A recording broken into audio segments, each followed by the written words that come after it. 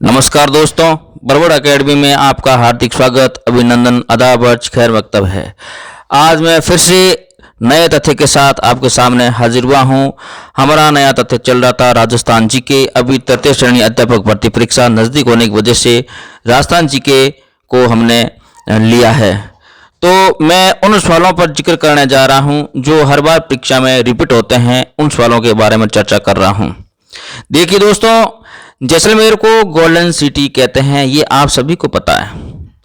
जैसलमेर को golden city कहते हैं और स्वर्ण नगरी कहते हैं।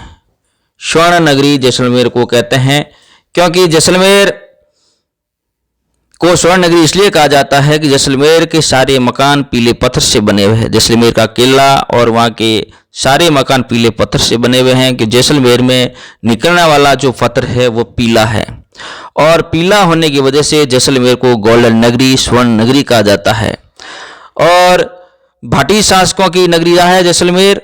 भाटी शासक यहाँ हुआ करते थे। और जैसलमेर में तनोट देवी का मंदिर प्रसिद्ध है। जैसलमेर में विश्व का सबसे ऊंचा रामगढ़ टावर भी जैसलमेर में है। दोस्तों, जैसलमेर में भादरिया राय माता का मंदिर जैसलमेर में है और रामदेव जी का मंदिर पोखरण रामदेवरा जैसलमेर में है। तो कई सारे पर्यटन स्थल जैसलमेर में है और कई ऐसे क्वेश्चन हैं वो जैसलमेर से हमें बनते हैं। काकनई नदी जैसलमेर से संबंध रखती है। दोस्तों, काकनई नदी है, मसूरदी नदी कहते हैं जो जैसलमेर से है, आदि जैसलमेर से हैं। दोस्तों, आप याद रखें। आगे मैं बात करता हूं दोस्तों विग्रहराज चतुर्थ के बारे में। विग्रहराज चतुर्थ को खुर्जो अंधकार कहा जाता है, जो अपने आप में बहुत ही महत्वपूर्ण है। इस सवाल को आप वेरी मोस्ट लगा लेना क्योंकि ये बहुत ही इंपॉर्टेंट सवाल है। विग्रहराज द्वितीय को खुर्जो अंधकार के नाम से जाना जाता है। आगे मैं बात करूं बांडी धौलपुर में जो मेला लगता है उनके बारे में बात करूं। 12 भाइयों का मेला, 12 भाइयों का मेला बांडी धौलपुर में लगता है और ये भाईचारे का प्रतीक है। बहुत अच्छा है, भाईचारे का प्रतीक है। ऑप्शन में सवाल आएगा आपके भाईचारे के प्रतीक रूप में मनाया जाने वाला या भरा जाने वाला मेला है बांडी धौलपुर रामदेवरा जैसलमेर, ऐसे सवाल आएगा। तो रामदेवरा जैसलमेर दोस्तों सांप्रदायिक सद्भावना का प्रतीक है। रामदेवरा जैसलमेर जो बाबा रामदेव जी का मेला भरा जाता है वो सांप्रदायिक सद्भावना का प्रतीक है। और बांडी धौलपुर में भरा जाने वाला मेला 12 भाइयों का मेला है, ये भाईचारे का प्रतीक है, इसे आप ध्यान में रखें। आगे मैं बात करूं दोस्तों पृथ्वीराज चौहान तृतीय के बारे में बात करूं। पृथ्वीराज चौहान तृतीय जिसके घोड़े का नाम नाट्य रंबा था, बहुत ही इंपॉर्टेंट है, जिसके घोड़े का नाम नाट्य रंबा था। बहुत अच्छा सवाल है और ऐसे सवाल जब परीक्षा में पढ़ते हैं तो मेरिट का आकलन करते हैं। इस सवाल को आप नोट करें। पृथ्वीराज चौहान तृतीय था, उनके घोड़े का नाम नाट्य रंबा था। दोस्तों, आगे मैं बात करूं मीरा महोत्सव की। तो मीरा महोत्सव चित्तौड़गढ़ में शरद पूर्णिमा के दिन मनाया जाता है। मीरा महोत्सव चित्तौड़गढ़ में शरद पूर्णिमा को मनाया जाता है। मीरा महोत्सव से संबंधित एक सवाल जरूर आएगा, तो मीरा महोत्सव आप ध्यान में रखें। चित्तौड़गढ़ में मनाया जाता है, शरद पूर्णिमा को मनाया जाता है। मीरा भोजराज सिंह की पत्नी थी और भोजराज सिंह राणा सांगा के पुत्र थे, है ना। उनकी याद में मीरा महोत्सव मनाया जाता है और चित्तौड़गढ़ में मनाया जाता है, शरद पूर्णिमा को मनाया जाता है। आगे मैं बात करूं दोस्तों पाबूजी महाराज के बारे में। पाबूजी महाराज के बारे में बात करूं, पाबूजी महाराज का जन्म कोलूमंड में हुआ था, ऐसा माने बताया जाता है। कोलूमंड जोधपुर में इनका जन्म हुआ था। कोलूमंड जोधपुर में इनका जन्म हुआ था और पिता धांधल जी राठौड़ थे और माता का नाम कमला देवी था या केलमदेव था। ठीक है ना दोस्तों।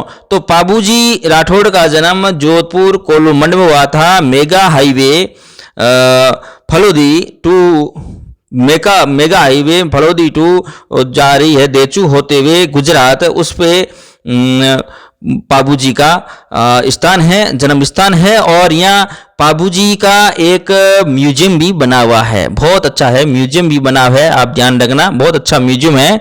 और पाबूजी राठौड़ थे और इनकी घोड़ी का नाम केसर कालमी था, ध्यान रखना, केसर कालमी इनकी घोड़ी का नाम था।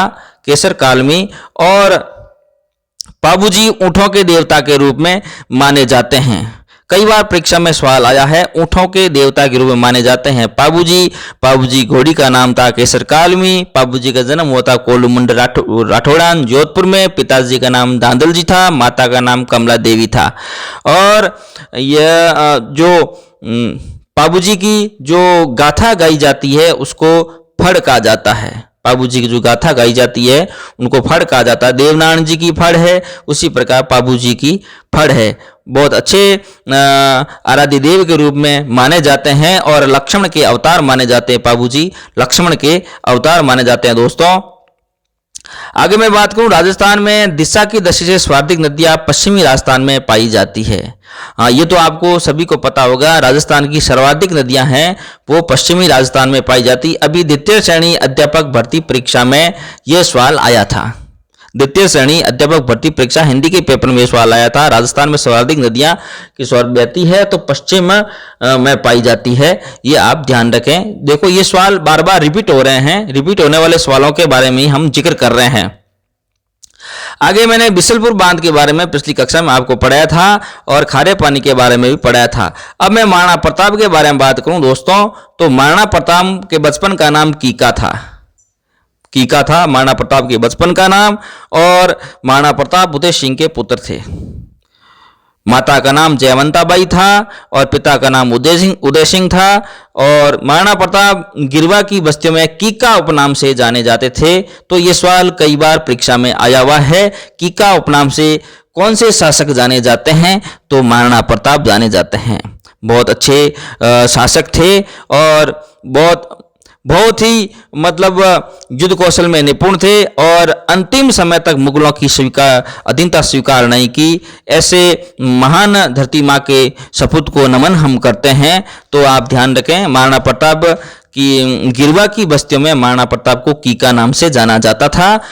ठीक है ना, आप ध्यान में रखें। घोड़े का नाम चेतक था और हाथी का नाम राम प्रसाद था।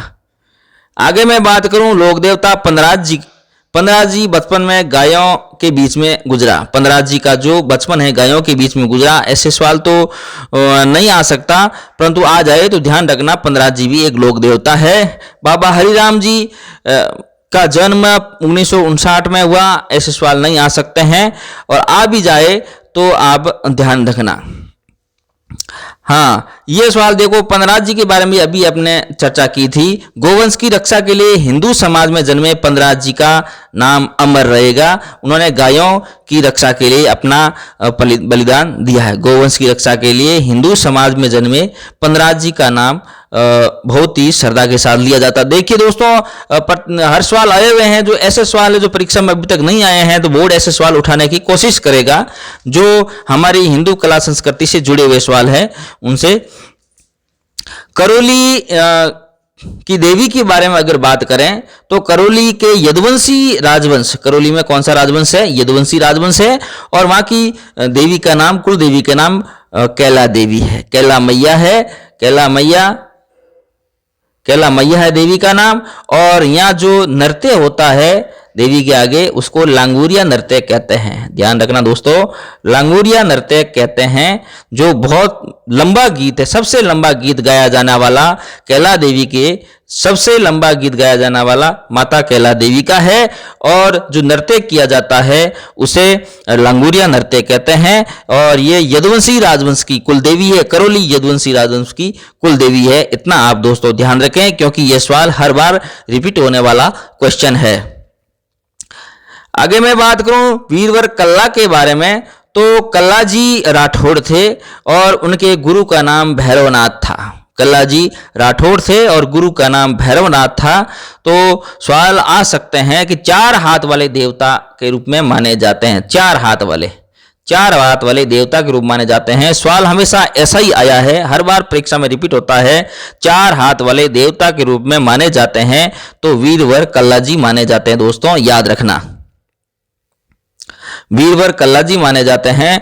और अब मैं देवनारायण जी के बारे में बात करूं तो देवनारायण जी का विवाह पीपल दे के साथ हुआ था। देवनारायण जी का विवाह पीपल दे के साथ हुआ था। और भारत में सबसे लंबी फड़ अगर किसी की मानी जाए तो देवनारायण जी की मानी जाती है। देवनारायण जी की मानी जाती है सबसे लंबी फड़। सबसे लंबी फड़ है वो देवनारायण जी की है, आप ध्यान रखें। और इसकी पत्नी का नाम पीपलदे था। आगे दोस्तों मैं बात बाबू जी के बारे में अभी बात की है। उनके घोड़ी का नाम केसर कालमी है और बाबू जी राठौड़ जोधपुर में कोलूमंड इनका जन्म स्थान है। माता का नाम केलमदे है, पिता का नाम धांधल जी राठौड़ है ना। और लक्ष्मण के रूप में अवतार माने जाते हैं और ऊँटों के लोक देवता है। और इसको भालाला भी बोला जाता है। भालाला, बाबू भालाला भी बोला जाता है क्योंकि ये हमेशा भाला हाथ में रखते थे।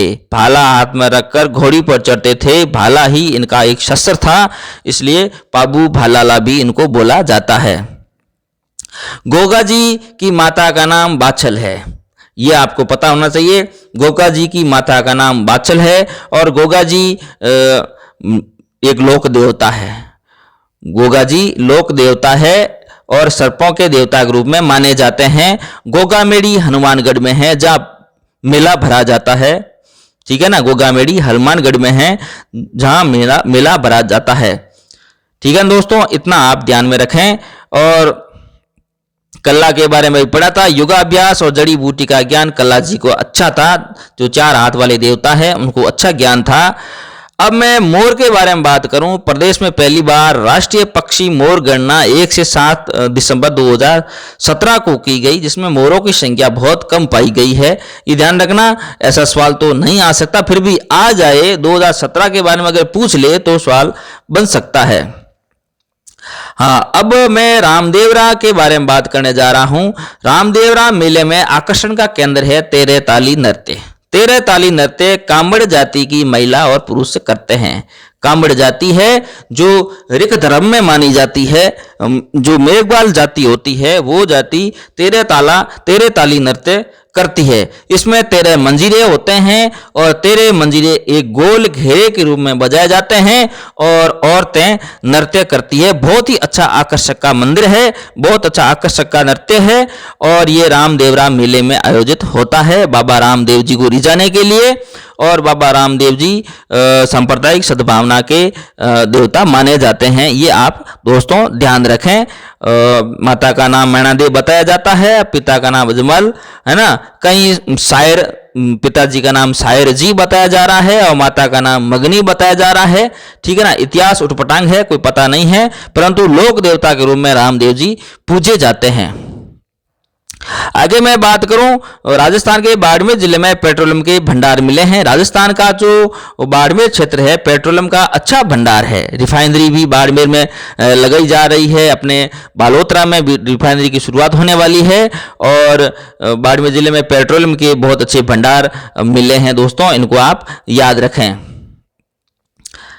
आज दोस्तों इतना ही। कल नए तथ्य के साथ फिर से मैं हाजिर होऊंगा, तब तक मुझे इजाजत दीजिए। नमस्कार, धन्यवाद।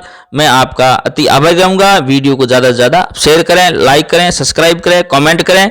धन्यवाद।